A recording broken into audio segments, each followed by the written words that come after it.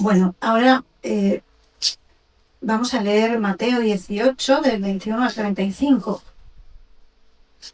donde dice: Pedro, acercándose entonces a Jesús, le preguntó: Señor, ¿cuántas veces he de perdonar a mi hermano si me ofende?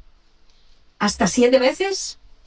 Jesús le contestó: No te digo hasta 7 veces, sino hasta 70 veces 7. Y es que el reino de los cielos puede compararse a un rey que quiso hacer cuentas con la gente que tenía a su servicio. Para empezar, se le presentó uno que le debía 10.000 talentos. Y como no tenía posibilidades de saldar su deuda, el amo mandó que los vendieran como esclavos a él, a su esposa y a sus hijos, junto con todas sus propiedades, para que así saldara la deuda. El siervo cayó entonces de rodillas delante de su amo, suplicándole: Ten paciencia conmigo, que yo te lo pagaré todo. El amo tuvo compasión de su siervo, le perdonó la deuda y lo dejó ir libremente. Pero al salir, aquel siervo se encontró con uno de sus compañeros, que le debía 100 denarios. Lo sujetó violentamente por el cuello y le dijo: Págame lo que me debes. Su compañero se arrodilló delante de él suplicándole: Ten paciencia conmigo, que yo te lo pagaré. Pero el otro no quiso escucharlo, sino que fue y lo hizo meter en la cárcel hasta que liquidara la deuda. Los demás siervos, al ver todo esto, se sintieron consternados y fueron a contarle al amo lo que había sucedido.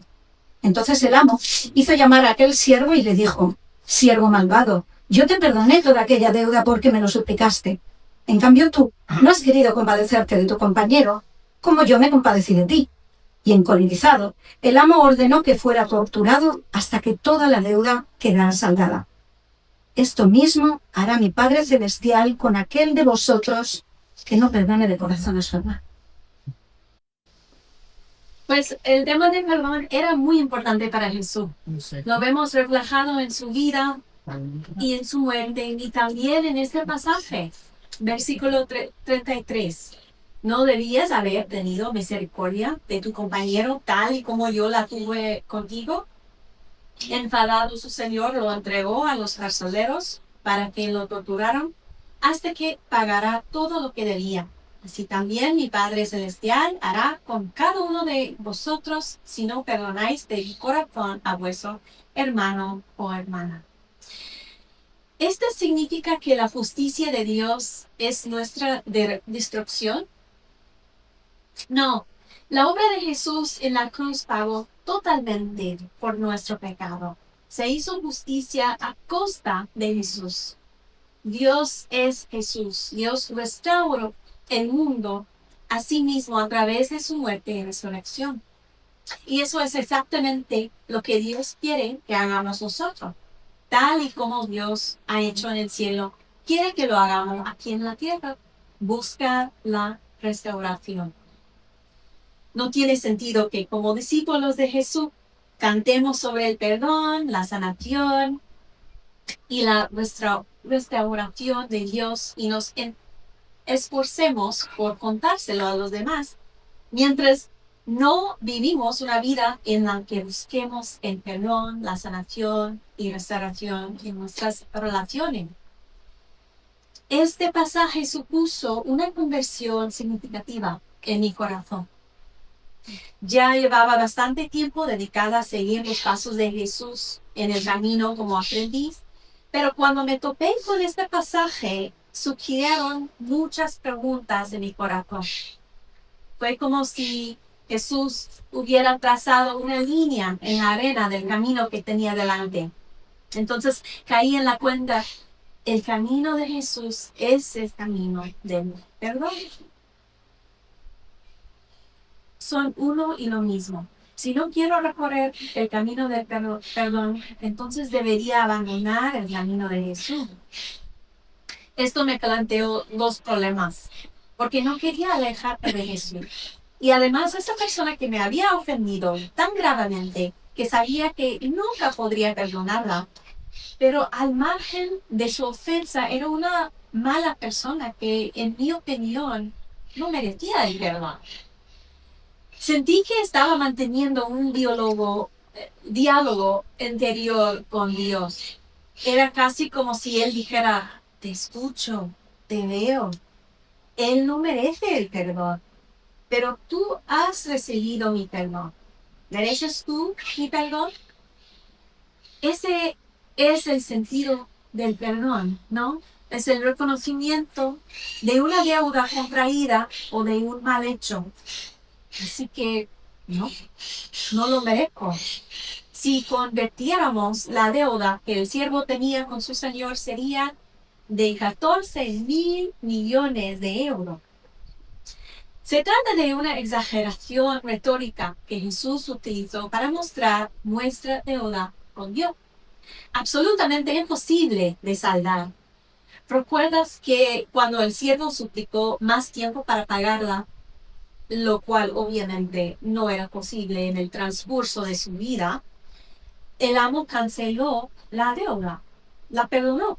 La traducción griega de perdonar es afiani y significa dejar ir. El amo dejó ir la deuda, tiró el libro de cuentas por la ventana. La deuda ya no existía.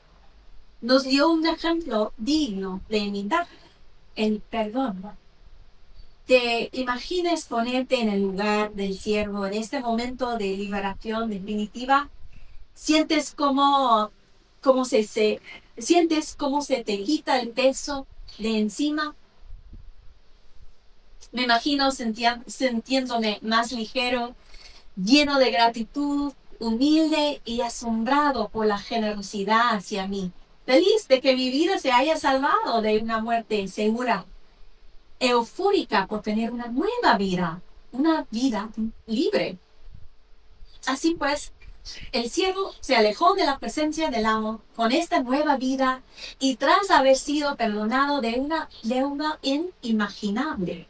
Pero vemos que no se va saltando de alegría, alabando al amo y invitando a una copa a todo el mundo. No, está estrangulando a la primera persona que ve que le debe algo. Pero eso no es nada en comparación con su propia deuda. Ahora es rara. ¿Qué le pasa?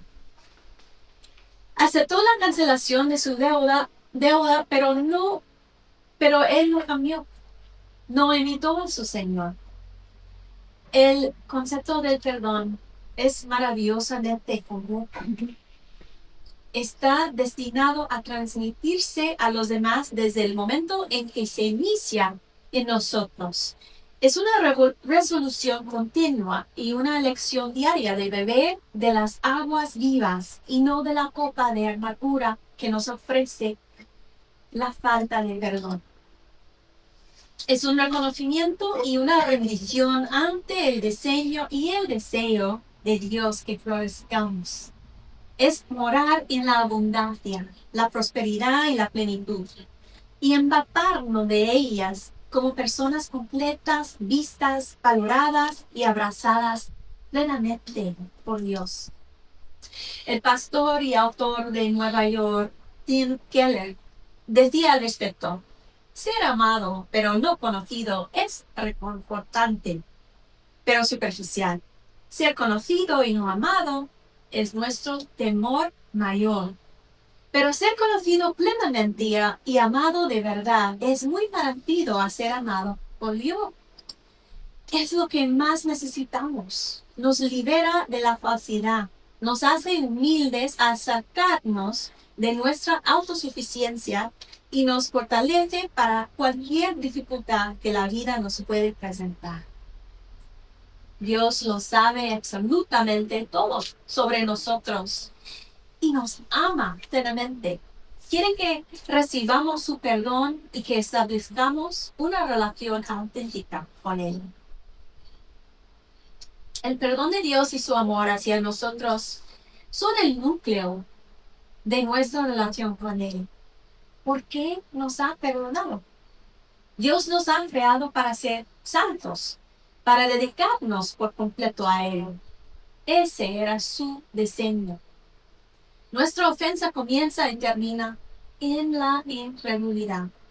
Somos incapaces de vivir una vida rebosante de amor y de todo lo que ello conlleva, Porque elegir la incredulidad es una atracción irresistible para nosotros, tal y como vemos en el caso de Eva y Adán en el jardín del Edén. La incredulidad puede manifestarse de muchas formas diferentes. No creer en el amor de Dios por mí, no creer que el amor de Dios por mí es denso, personal y comunitario. El amor de Dios es incondicional. Mi buen comportamiento, como las disciplinas espirituales, no aumenta su amor por mí, ni su favor hacia mí.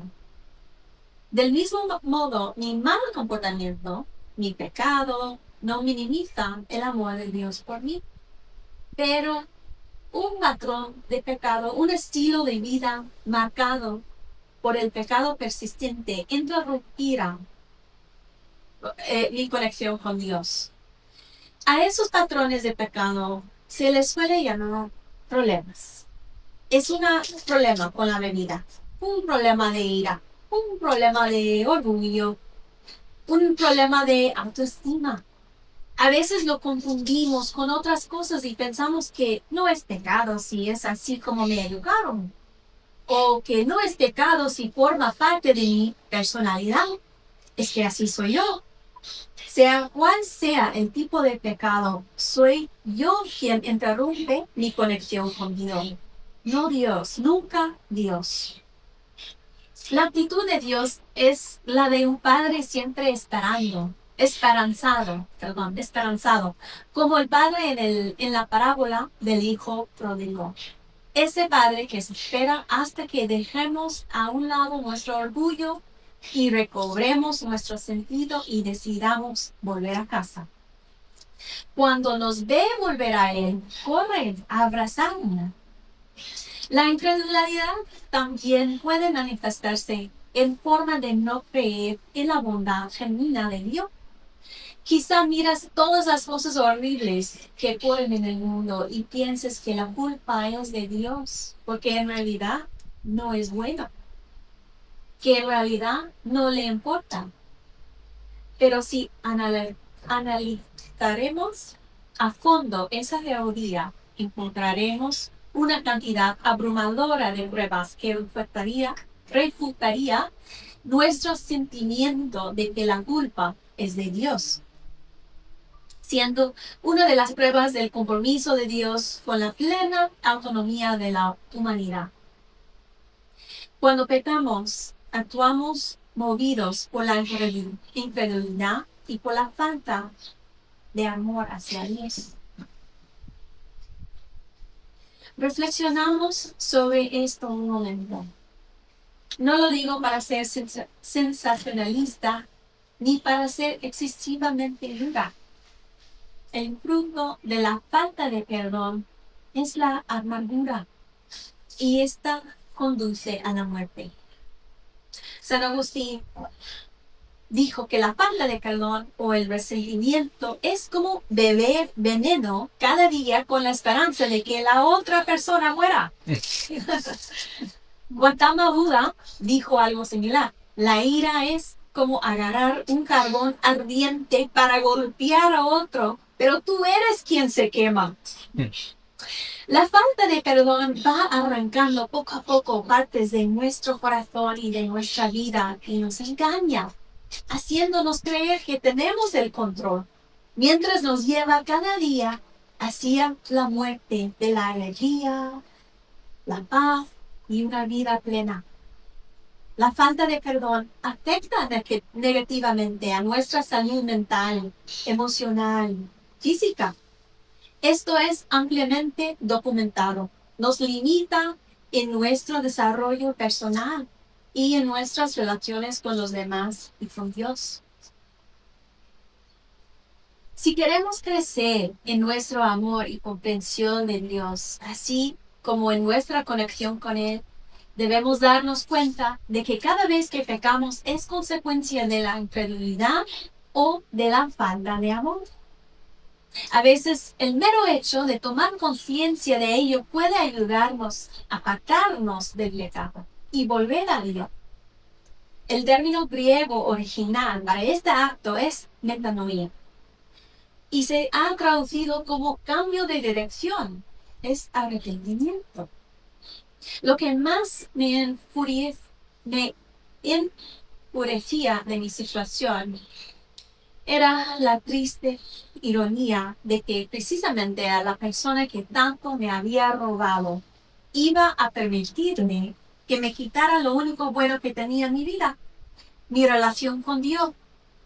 Y ahí fue donde puse el pie firme al otro lado de la línea que Jesús trazó en la arena y dije, por encima incluso de esto, elijo a Dios. Y entonces dijo, Dios, ayúdame, no puedo hacer esto, literalmente no puedo. No hay perdón en mí para esta persona. Tendrás que proporcionar lo que tú me pides aquí.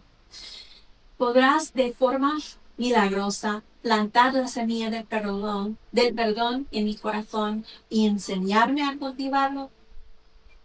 Al igual que dijiste, hágase la luz, y se hizo la luz.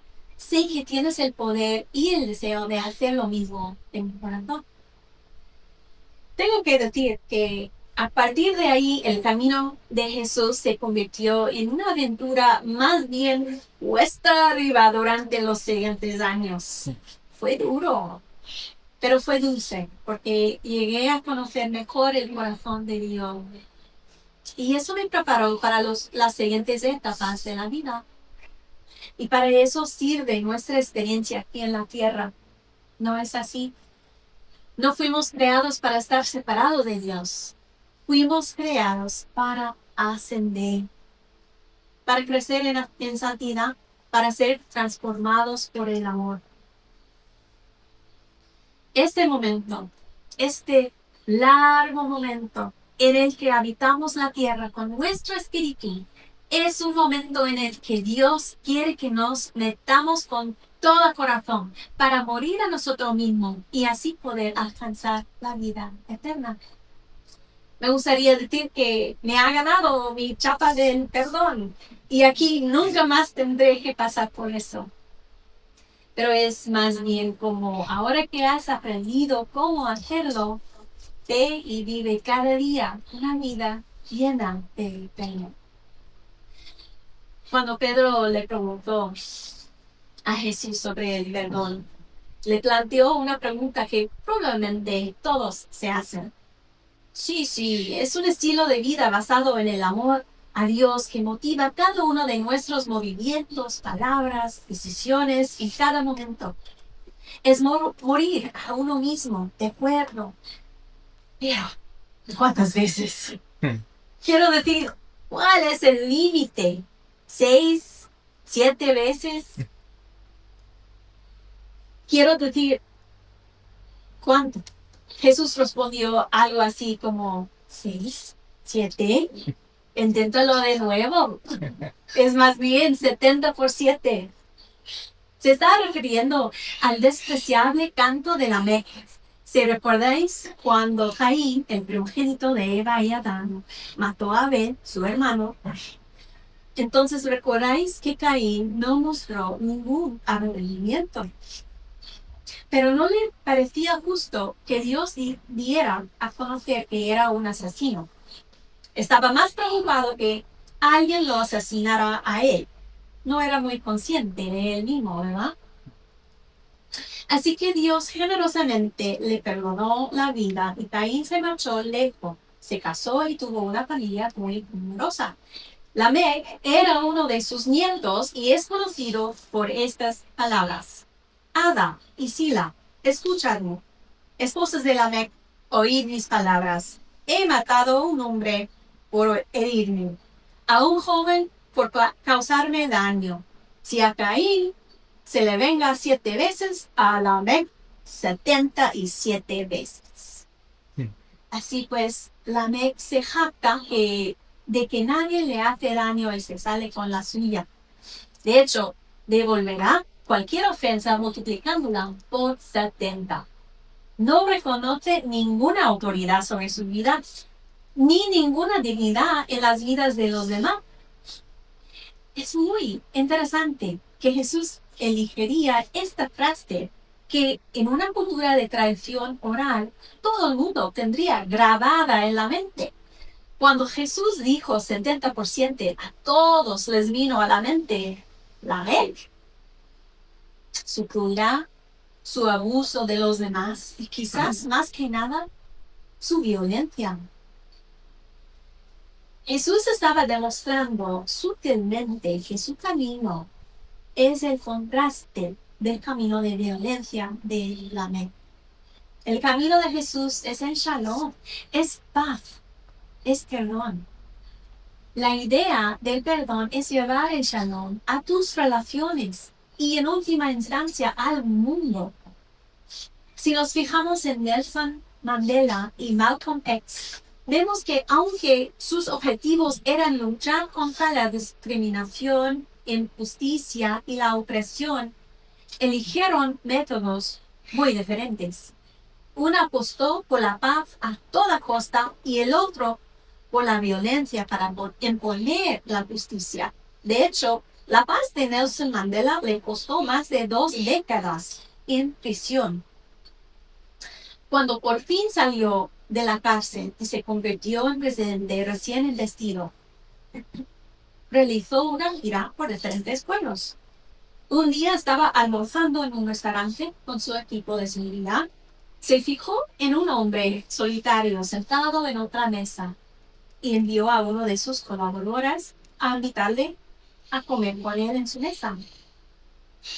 El hombre dudó, pero aceptó y se sentó con Nelson y su equipo. Durante todo el tiempo le temblaban las manos, se mostraba muy inquieto, no tenía mucho que decir y se marchó en cuanto terminó. Uno de los miembros de su equipo de seguridad se supuso que no se encontraba bien, pero Nelson dijo, no estaba enfermo, sino asustado. Quizás esperaba que yo lo tratara como él solía tratarme a mí.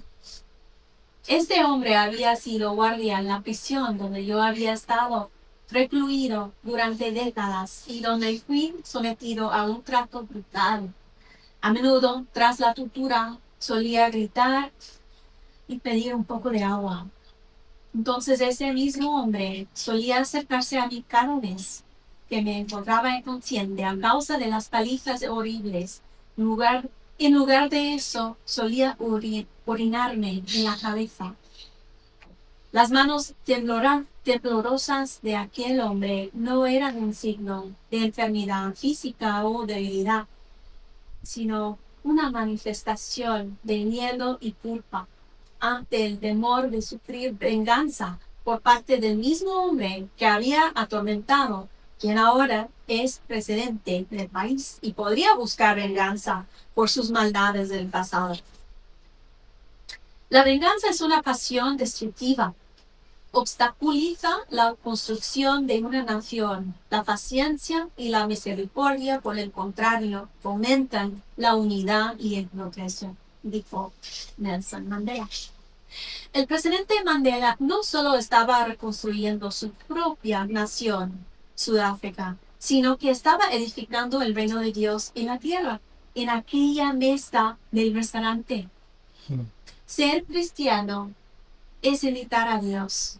Dios crea, ama, rescata, perdona, invita a la restauración y a la relación. Perdonar es imitar a Dios.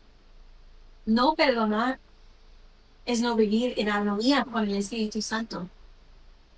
Vivir una vida sin perdón es vivir una vida alejada de Dios. Como hijo de Dios, hija de Dios, el perdón no es opcional. Es una forma de vida. Unos versículos antes, Jesús dice, si tu hermano o hermana peca, ven y muéstrale su falta, a solas, con él o ella. Si te escucha, lo habrás ganado para ti. Pero si no te escucha, llévate contigo a 1 o 2 más, para que todo asunto se establezca por el testimonio de 2 o 3 testigos. Si sigue negándose a escuchar, cuéntaselo a la iglesia. Y si se niega a escuchar incluso a la iglesia, trátalo como tratarías a un pagano o a un recaudador de impuestos. Jesús formaba a sus aprendices a través de las relaciones. Cuando una hermana o un hermano en Cristo nos ofende o hiere de manera significativa, debemos confrontarlos con humildad y en privado. Si te escuchan, reconocen su ofensa y cambian su comportamiento, eso facilita el camino para una relación restaurada. Si no aceptan su responsabilidad, entonces debemos tratarlos como un pagano o un recaudador de impuestos. ¿Qué pensaba la gente normalmente de los recaudadores de impuestos? Eran traidores, odiados a los que se evitaba. Pero Jesús no los trataba así. Comía con ellos. Incluso invitó a uno a ser su discípulo. Jesús siempre se relacionaba con todos. Se preocupaba por ellos y los invitaba a su mesa. Las personas que nos hacen daño y no se arrepienten son personas a las que Dios quiere que perdonemos y tratemos con amabilidad, como vimos en la vida de Nelson Mandela. Pero esto no significa necesariamente que la relación no cambie. No. Jesús nos dijo que fuéramos mansos como palomas y prudentes como serpiente. El autor y psicólogo cristiano Dan Allender dice, el perdón requiere que la persona perdone la deuda, pero no que preste más dinero al ofensor hasta que se arrepienta de verdad. Esto significa que recorremos el camino del perdón. Cada paso en este camino es una expresión de nuestra fe en la obra de Dios en nuestro corazón y una expresión de nuestro amor por Dios. Junto con el perdón, la persona que no se arrepiente ya no es un invitado en nuestro círculo íntimo de confianza. Tratamos a esa persona con la amabilidad y la dignidad que se le debe a todo ser humano. Pero si no se arrepiente y no abandona su comportamiento dañino, no mantenemos una relación cercana con ella. Su corazón obstinado ha roto la relación. En la parábola del amo y el deudor, el amo hizo que el siervo rindiera cuentas por su falta, haciéndole consciente de la ofensa y de las consecuencias. El siervo reconoció que su relación con el amo se veía amenazada y entonces suplicó misericordia y se le concedió el perdón, pero el siervo no se arrepintió. ¿Y cómo lo sabemos? Porque el siervo siguió cometiendo abusos. Así pues, hay muchas cosas que el perdón no es, y es vital para nuestras relaciones, nuestro desarrollo personal e incluso nuestra seguridad, reconocer qué es y qué no es el perdón. El perdón no es excusar, no es negar, ni olvidar. El perdón no permite que el abuso siga. No es un pago ni una búsqueda de venganza. Si se ha producido un abuso grave, debe intervenir las autoridades. Si queremos crecer como comunidad, debemos proteger a los demás del agresor. Debemos buscar la justicia y la rendición de cuentas. El perdón no es algo que podamos hacer al margen del poder del Espíritu Santo. Requiere que dependamos y creamos en la obra de Jesús en la cruz. El amor a Dios nos motiva a morir a nosotros mismos y a adoptar una actitud de perdón. Se convierte en nuestra misión diaria. Es nuestra forma de pensar, es nuestra obediencia. Es una de las cosas más difíciles que podemos asumir. Dependiendo de la ofensa, puede que el perdón tenga que ir precedido de un tiempo de duelo y sanación. Pueden pasar meses o años antes de que sintamos un cambio significativo en nuestro corazón. Requiere acudir diariamente a Dios con nuestro dolor y cualquier otra emoción que lo acompañe y depositarlos en sus manos abiertas y extendidas con la fe de que Dios obrará con lo que le entregamos. Esto es lo que hace el amor. Jesús contó otro parábola, esta vez como invitado en casa de Simón. Dijo, 2 hombres tenían una deuda con un prestamista. Uno debía 500 piezas de plata, el otro 50. Ninguno de los dos podía pagar, así que el prestamista le perdonó ambas deudas. ¿Cuál de los dos estaría más agradecido? Simón respondió, supongo que aquel a quien se le perdonó más. Así es, dijo Jesús. Luego volviéndose hacia la mujer, pero dirigiéndose a Simón, dijo, ¿ves a esta mujer?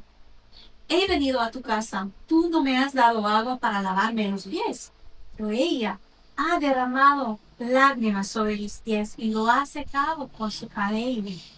Tú no me has dado la bienvenida, pero desde que llegué, ella no ha dejado de besarme los pies. Tú no me has dado nada para refrescarme, pero ella ha ungido mis pies con perfume. Impresionante, ¿verdad? A ella se le han perdonado muchos pecados y por eso está muy agradecida. Si el perdón es mínimo, la gratitud es mínima. Cuando pensamos en el perdón, lo vemos como algo que ofrecemos a quienes nos han ofendido y eso está muy bien. También es algo que debemos buscar en los momentos en que hacemos daño y ofendemos. Ofrecer reparación, preguntar, ¿cómo puedo empezar a reparar el quebranto en nuestra relación? Es crear paz, no destruirla. Consideramos que alguien que destruye la paz en lugar de crearla es un incrédulo, porque no está recorriendo el camino de Jesús. No es un discípulo de la paz. No tiene la mente de Jesús. Necesitamos crecer en madurez, aprender a comunicarnos a la manera de Jesús en nuestras relaciones. La comunicación es una expresión de amor hacia la otra persona y hacia la relación. Debe hacerse con control, sin ira ni críticas. El objetivo es hacer que la otra persona sea consciente de que se ha dañado la relación, con la esperanza de que su respuesta sea el reconocimiento y el arrepentimiento, lo que puede conducir a la restauración, la sanación y también a una mayor conciencia de sí mismo. Esto también implica reconocer nuestros fallos, nuestros hábitos relacionales dañinos, que son como beber de cisternas rotas. Para hacernos más de Jesús significa adoptar la actitud de un siervo humilde, hacer pregunta y escuchar como si tu vida dependiera de ello. Porque la vida de la relación sí depende de nuestra actitud y de nuestro corazón. Podemos hacerle a la persona a la que hemos ofendido preguntas como ¿cuál fue la ofensa, el problema o el conflicto? ¿Cómo te sentiste cuando hice o dije esto? ¿Y cuáles son las posibles soluciones? ¿Cómo podemos superar eso juntos? Cuando invitamos a la otra persona a participar en hacernos conscientes del daño que hemos causado, estamos creando un camino hacia el shalom. Estamos abriendo una puerta a la paz. Tras el apartheid en Sudáfrica, Nelson Mandela salió de prisión tras más de 20 años y tomó posesión como primer presidente negro de Sudáfrica en 1994. La justicia se había descuidado gravemente. Y lo que todo el mundo quería, bueno, lo que todos los sudafricanos negros querían, era justicia. Se necesitaba justicia. Pero el presidente Mandela vio otra necesidad también, la de la sanación. Creó la Comisión de la Verdad y la Reconciliación de Sudáfrica, que exigía la revelación completa de los actos de injusticia racial. La comisión recomendaría políticas para indemnizar a las víctimas, restaurar su dignidad y proporcionarles apoyo a largo plazo. Esta iniciativa del presidente Mandela estuvo motivada por el Ubuntu, una filosofía africana que hace hincapié en que la humanidad de una persona se realiza a través de sus relaciones con los demás y que a menudo se resume como yo soy porque nosotros somos. Una de las más de 2.500 audiencias públicas se centró en el caso del señor Van der Broek, un agente de policía blanco que disparó y mató a un joven de 18 años. Era hijo único. El señor Van der Broek participó en la quema del cadáver para ocultar las pruebas mientras celebraba una fiesta. 8 años después regresó a la misma casa y quemó vivo al padre delante de la madre. Sus últimas palabras susurradas fueron: Padre, perdónanos. En esta vista judicial, la mujer, ya tenía 70 y tantos años, se encontraba frente al acusado, el señor Van der Broek. Cuando un miembro de la comisión le preguntó a la anciana: ¿qué es lo que quiere? ¿Cómo se puede hacer justicia a este hombre que ha destrozado tan brutalmente a su familia? Ella respondió: quiero 3 cosas. En primer lugar, quiero que me lleven al lugar donde se quemó el cuerpo de mi marido para poder recoger las cenizas y darle a sus restos un entierro digno. Mi marido y mi hijo eran mi única familia. En segundo lugar, quiero que el señor Van der Broek se convierta en mi hijo. Me gustaría que viniera 2 veces al mes a mi barrio y pasará tiempo conmigo para que pueda derramar sobre él el amor que aún me queda en el corazón. Y por último, quiero una tercera cosa. Me gustaría que el señor Van der Broek supiera que le ofrezco mi perdón porque Jesucristo murió para perdonar. Este era también el deseo de mi marido. Por eso, quería amablemente que alguien se acerque a mí y me acompañe al otro lado de la sala del tribunal para que pueda tomar el señor Van der Broek en mis brazos, abrazarlo y hacerle saber que está verdaderamente perdonado. El señor Van der Broek se desmayó y los presentes en la sala del tribunal, amigos, familiares, vecinos, todos ellos víctimas de décadas de opresión e injusticia racial, comenzaron a cantar en voz baja: sublime gracia en el Señor, que a un pecador salvó. El presidente Nelson Mandela dijo: las personas de carácter débil tardan en perdonar, mientras que las de carácter fuerte perdonan rápidamente y no dudan. Aunque estoy de acuerdo con él, creo que la mayoría de nosotros partimos de un carácter débil y se nos presentan opciones a lo largo del camino.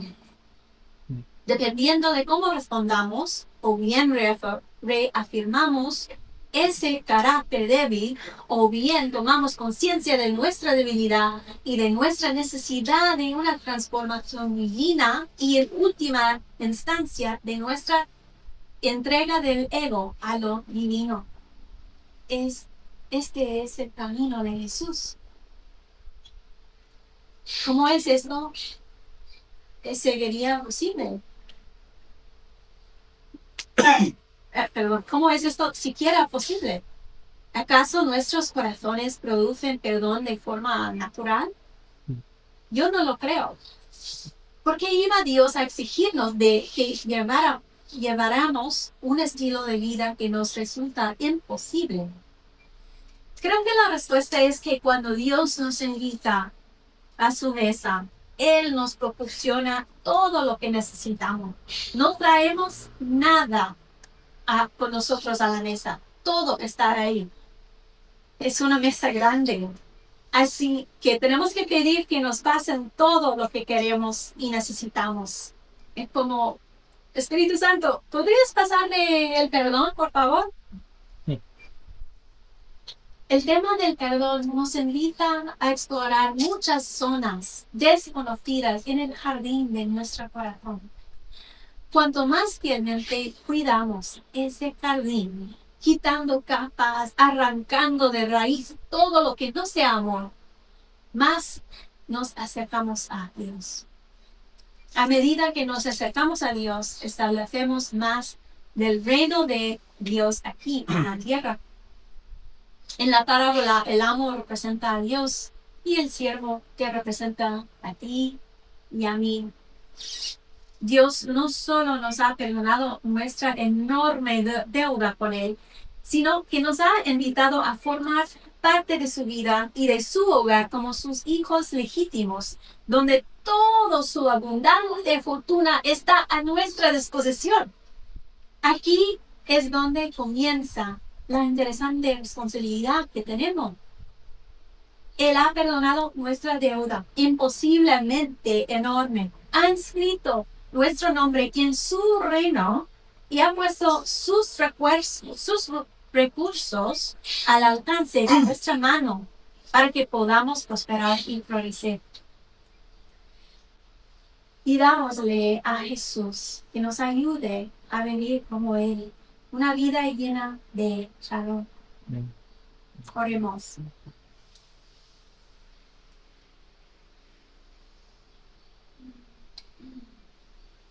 Dios, fortalece nuestra fe en tu amor por nosotros, para que podamos recibir tu perdón. Espíritu Santo, transforma nuestros corazones en fuentes que rebosan perdón hacia quienes nos lastiman. Ayúdanos en este camino, a veces arduo. Sabemos que al final el fruto de tu Espíritu Santo se manifestará a nosotros para tu gloria, que es nuestro mayor beneficio. Amén. Amén.